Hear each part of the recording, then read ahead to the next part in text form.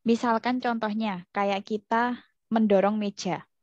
Ketika meja itu bisa berpindah tempat, maka kita melakukan usaha. Jadi kita melakukan usaha, kita juga melakukan gaya, gitu kan. Tapi kok misalkan kita mendorong tembok bisa gerak nggak? Bisa berpindah nggak? Nggak kan? Enggak. Nah, berarti di situ kita memberikan gaya, tapi kita tidak punya usaha. Kayak gitu. Jadi benda itu bisa dikatakan usaha kalau benda itu bisa bergerak. Kayak gitu. Berpindah tempat, bukan bergerak, berpindah tempat. Kayak gitu. Nah, usaha sama energi itu sama ya. Satuannya sama-sama Joule. Kalau usaha ini W ya. Usaha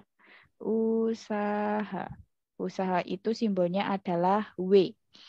Nah, jadi misalnya tadi kan aku bilang kalau misalkan ada benda digeser sejauh S, ini misalkan di sini S sejauh S gini, dengan gaya tertentu dan dia menghasilkan perpindahan, maka dia punya usaha. Yang mana usaha itu rumusnya W sama dengan F dikali S. Kayak gini.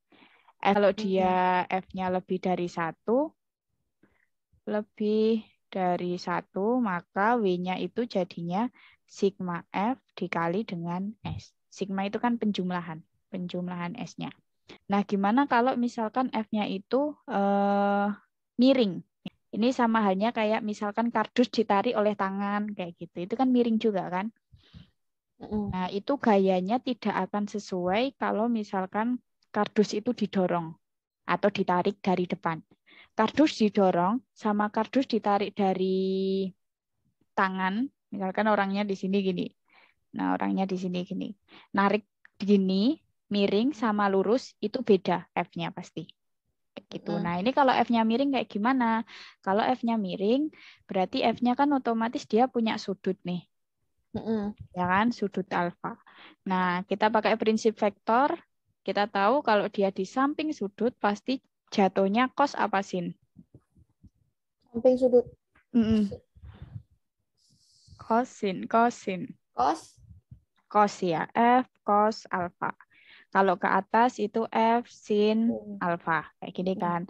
Nah, ketika dia bisa berpindah sejauh S, ini sejauh S, maka dia punya usaha. Usahanya gimana jadinya?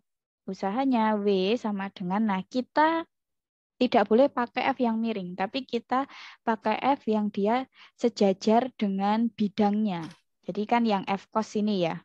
Soalnya F cos ini kan sejajar dengan bidang.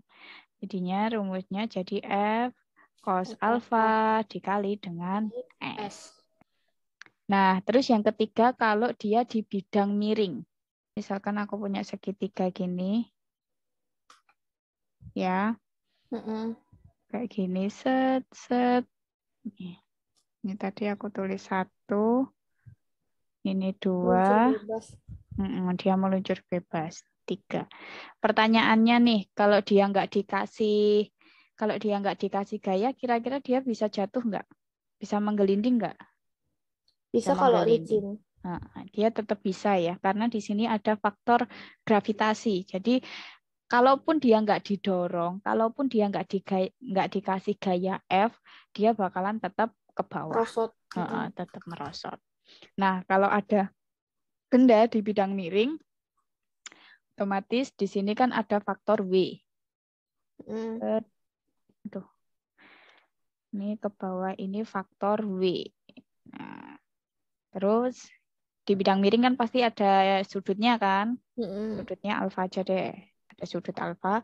Otomatis untuk dia ke bawah ini, dia juga W sin alfa. Kalau ke sini, yang tegak lurus dengan bidangnya, Cos alfa. W cos alfa.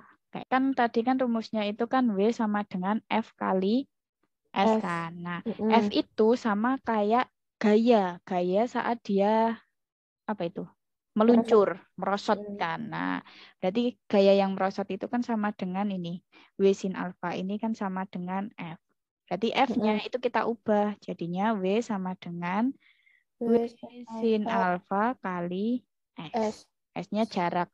Nanti kalau misalkan dia jatuhnya sampai dasar ya berarti jarak panjangnya bidang miring ini berapa kayak gitu.